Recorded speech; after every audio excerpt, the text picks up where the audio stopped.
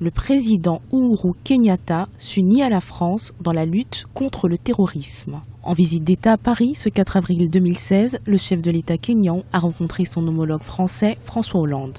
Lors d'un discours au palais de l'Élysée, il a souligné l'importance d'une coopération mondiale pour surmonter le fléau du terrorisme.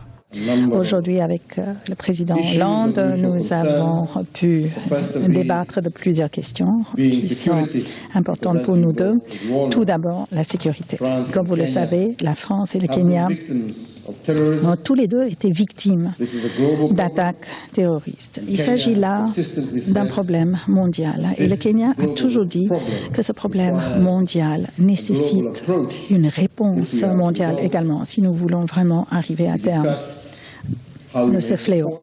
Les deux présidents ont signé ce lundi 4 avril 2016 7 ententes d'une valeur de 250 millions d'euros, notamment dans le domaine des infrastructures et des énergies renouvelables.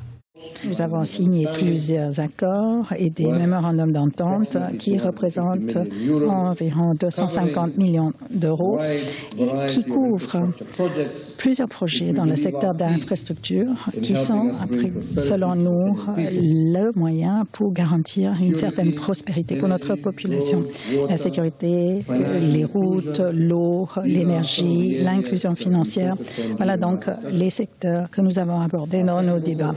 Le chef de l'État kényan, poursuivi pour crimes contre l'humanité par la Cour pénale internationale en 2010, semble aujourd'hui prendre une revanche sur l'histoire. Premier chef d'État en exercice, mis en accusation par la CPI, il voit ses charges abandonnées en décembre 2014 pour manque de preuves. Depuis son arrivée au pouvoir en 2013, le Kenya, première économie d'Afrique de l'Est, connaît une croissance économique soutenue qui devrait atteindre les 7% en 2016 selon les données des administrations nationales. Après avoir accueilli successivement le président du Conseil italien Matteo Renzi, un sommet de l'Organisation mondiale du commerce, ainsi qu'une messe du pape François, puis le président américain Barack Obama, cette visite officielle dans la capitale française sonne comme un indéniable retour en grâce sur la scène internationale pour le président Uhuru Kenyatta.